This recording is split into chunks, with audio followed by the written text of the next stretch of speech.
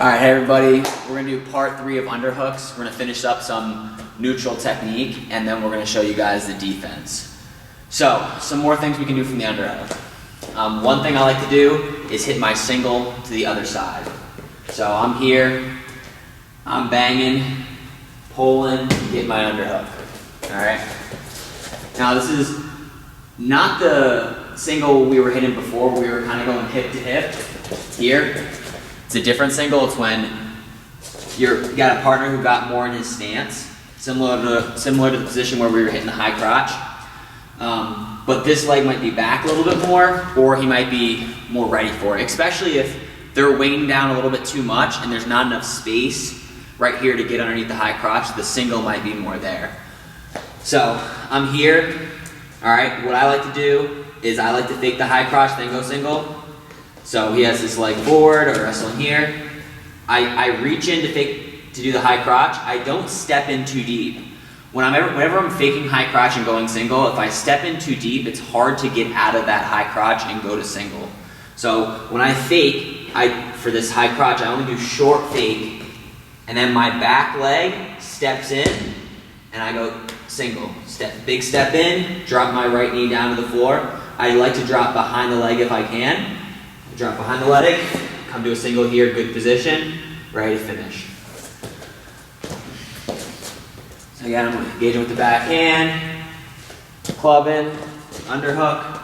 All right, I reach in, step, redirect, come up, finish my single. Show you that once, a little more live. I'm here, so here. Up in there. It doesn't actually have to be as fast as I was doing that.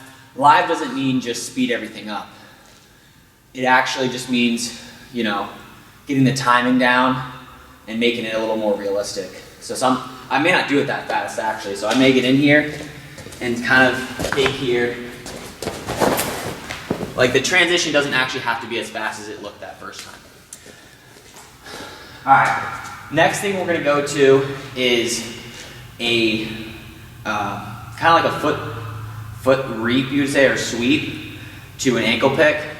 So I come here, get my underhook. I'm gonna take a deep step in with my right foot and point my toe in the same direction his toe is pointed. So this way, so my right leg, if I have a lefty underhook, I'm gonna point here. I'm gonna step through and reap this leg up. As my leg goes up in the air, this is similar, it's essentially like a judo throw. As my leg goes up in the air, my body goes down, so I pretend like my whole body from my toe to my head is straight, like a stick. So it'll go like that. And then, as all this weight's on this foot, I'm gonna step behind with my same leg I reaped, step behind his ankle, and go for an ankle pick or a knee pick. So I come here, then step behind there, and go here, drive over, finish there. Do it in the screen a little better. So I'm here, again, getting the underhook. All right, step in, start sweeping, step, go here, finish with a pin. So, and you can also just try and continue that throw. You will sometimes just get people, especially if you have maybe control of this other side of the body, you can get the throw and fully throw the person over. But a lot of times when you don't have control of this side of their body with either their head or their arm, they'll plant this hand on the mat, like the throw really won't be there, but this ankle right here will be there to do the ankle pick. All right, so, what? Or do a different ankle pick one. So just sit, same thing, but just stepping out. All right, okay, go. The way I like to hit my ankle pick from an underhook is I go underhook to the right side, and I'm really looking for them to have a right leg lead. So maybe I fake my single, or they're already in this position. I'm simply gonna step out in front of them, almost like I'm trying to walk like around them. So I'm not gonna step in, I'm gonna step out and around, and then my back foot is gonna step behind his heel. When I do this, it's really important to bring his chest down towards his knee. Otherwise, Otherwise, I'll get extended, and you can get thrown there. So I'm stepping out in front, and I'm gonna pull his shoulder down towards his knee, or his chest down towards his knee as I step behind, and then from here I let the underhook go and catch just the ankle. A lot of times when I hit this, I don't get him all the way to the mat, and he kind of hops out of it, but I catch the ankle. So I go underhook. A lot of times it'll look like this, here, or even sometimes if he doesn't hit the mat, I go here. I might catch this and then just move it into a single, finish it with my feet. All right, so another thing that happens very often to me is when I dig my underhook, I don't get good head position, so a lot of these leg attacks are very difficult to hit. When that happens, I go to my head pinch. I was probably most successful with this in college, more than any of my shots from the underhook. So I would come here, boom, club, I dig my underhook, but a lot of times when I'm pulling the head down and digging this underhook, I just normally bring my head up. Just allows my arm to go in a little deeper. It may or may not be the right thing depending on who you ask, but this position is tough to do a leg attack from. My head's up in the air, I can't go to the shot. Now a good wrestler is going to try and put their head where your shoulder joint is to prevent you from getting a deep underhook. So when this happens, I would take my right hand, I go to essentially a collar tie on this side, all right, my elbows down, collar tie in here, and I would lock my hands together, all right. From this position, I would go for two moves, either the foot sweep or a headlock. So first thing I'm doing is going straight to the headlock. I'm going here, I'm pulling down to make his neck bend upwards. So I'm pulling down with my lock to make his face kind of get smushed inside on my chest. Then I'm pulling in, I'm circling left, circling towards his hip, and just pulling him to the mat. It doesn't have to be a big throw, it's more just a lot of pressure and kind of slowly bringing him to the mat. So I'm just circling like that to bring him to the mat. It's not a hip throw, I'm not bringing my hips in like a normal headlock where you're bringing your hips all the way through and bringing them in the air. It's crushing the head and kind of folding the person over the mat. So I'm here, good head position here. From here, you really can't do anything else. You can do a snap, you can do a front headlock, which we learned last video, right? Snap, front headlock. But I can't do ankle picks really. I can't do leg attacks, high crotches, singles, but this would always work for me. So collar tie with the other hand, lock, pinch, start circling down to the throw. Now, if the person is resisting you by winging down the defense to the underhook, all right, they get the good head position, so they stop you, and they still kind of wing down, and they don't allow me to pull them over. What happens is a lot of weight gets put on whatever leg is nearest to me, because they've got to lean really hard to resist all the pressure I'm building up. And as that happens, I'm going to come back with a foot sweep. You don't have to really kick it out crazy hard. You just got to get that leg off the mat and use your upper body to pull him to the mat. So I'm winging here. You got to really get the timing, because if you do when the foot's planted too hard, sometimes it just won't work. So you're here, you're winging, you're circling, and that's kind of like, see the timing? Like you want a lot of weight to be on this leg, but you also want him stepping. It's weird. So like, if a lot of weight's on the leg and he's not stepping, it's almost contradictory, but like, if a lot of weight's on the leg and he's not stepping, I can't sweep. It's too heavy. So what happens is he puts a lot of weight on this leg, and as he makes a step, there's still a lot of weight in that area because his upper body's pressuring down so hard, but it's not on the ground. It's on me. So I'm here, like lift your right leg in the air and just lean on this side. Like lean this way. This is kind of the feeling I'm gonna get when he makes a step. So he's winging down super hard, he makes the step, so go from there. So a lot of weight's on his foot, he steps up in the air, and then a lot of weight goes on me. When I feel the weight come onto me, I reach for that sweep and bring him down the mat there. The timing's very weird, but that's the feel for it. So you get him winging down really hard and wait for that step. Keep pressuring him, get him to circle. As he makes that step, you feel the weight come on yourself, and you just sweep through and send him down to his butt. So what it might look like, boom, here. I'm winging here, see I'm not really feeling it. Boom. All right, and you want to fall on the person. So that's kind of what I was able to make. Take down, probably one of my biggest takedowns besides a single leg was that foot sweep. All right, the next couple things we can do are some throws. We can do a hip toss, and we can do inside trips. We can do like lat drops, stuff like that. When I'm hitting the hip toss, I think the best way to hit it is off of a transition from a shot. So in the first video, we showed different ways to get into the underhook. One of the ways was shooting a single, coming up to the upper body, getting the underhook. I like this position because the person's leg is back, and it allows you to drop your hips in really easy for a hip toss. So when I'm here and I go to shoot my single, they set this leg normally back. When I come up to the underhook, that leg being back a little bit, it makes it easy for me to get my hips in for the hip toss. A lot of times if you're in the underhook and they have the near leg close to you, it's hard to just get your hips in front to do the hip toss. So you still can, but look for that position where that leg closest to you is kind of backwards. You know, even like maybe attack it or something, and then boom. Because that leg stepping back allows you to get your hip through to do a hip toss. So maybe I shoot my single, they sprawl back, I come up to my underhook. Transition your underhook from the normal where you kind of have your hand on that shoulder blade to just coming across the hip. Allows you to control them a little bit more. Then I'm going to attack where the tricep is. You can go lower if you want, it's not too big of a deal.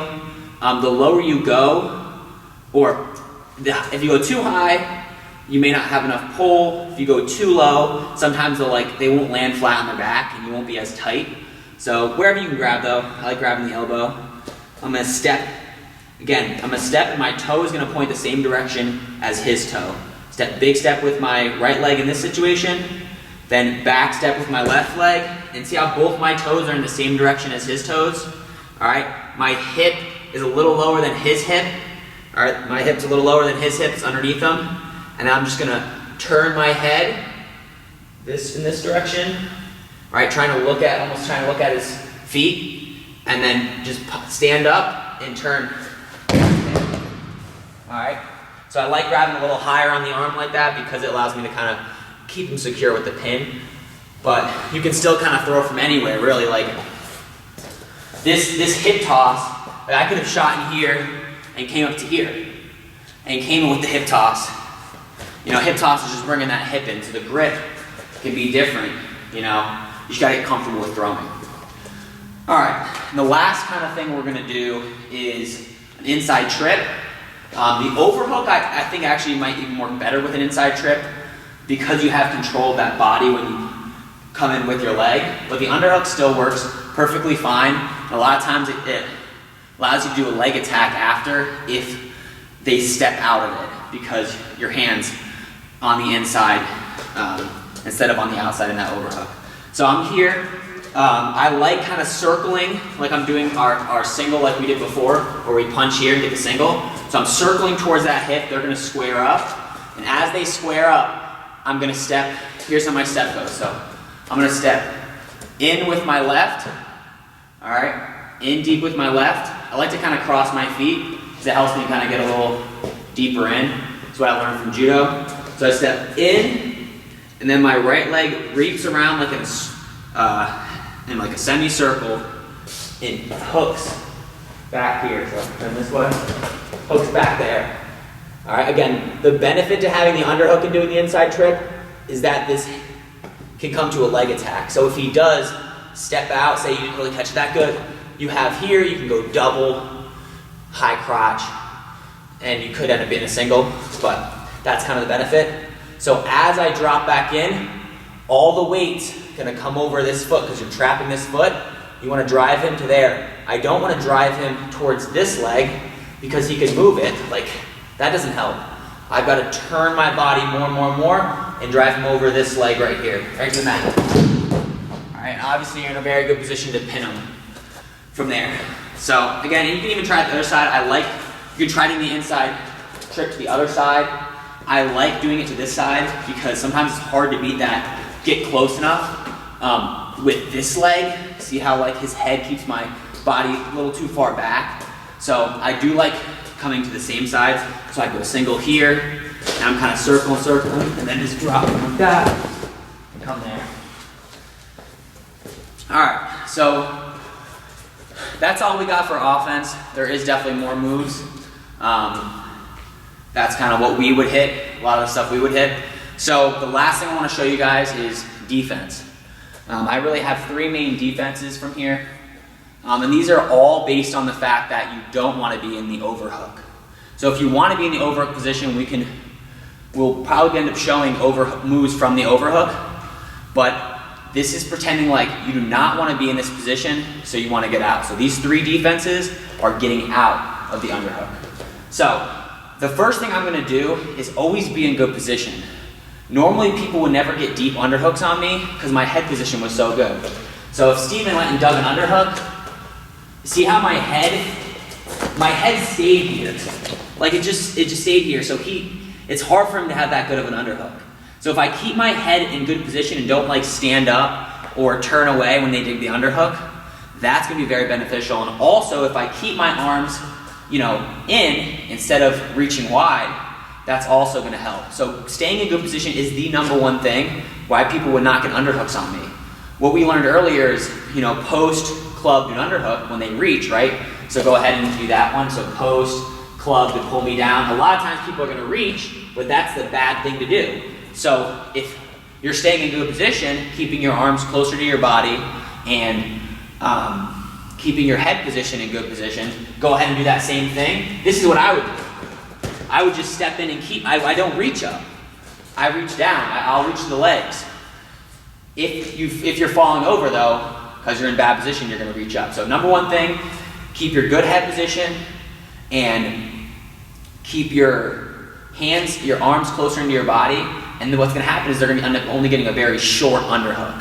From there, it's super easy to get it off. So if I'm staying in good position and he pulls, he gets the underhook, right? It's very low. I want to first bring my head position as close to the right side as possible, like right on this shoulder here. So I'm going to bring the head position as far that way because that's going to extend this arm and loosen up the underhook. The second thing I'm going to do is just wing down here and start pushing with my hand. I'll take my thumb and put it in that elbow joint, pushing this underhook off. All right, that's just the basic way to get it off. You're in good position, they whizzer in, you're going to wing down a little bit. Even if it's a little deeper, you can wing down. Wing down is just punching your arm down like this, and then reach your hand back and dig there. So you're working your head position and your wing and push. That's the basic way to get out. If they get a little deeper, here's what I would do next. So always try and be in good position, all right? So I'm here, he goes and digs the underhook. It's the second thing, all right, but he ends up getting a little deeper. What I do from here is I start by winging down and I go to the inside of their thigh. All right, so turn this way.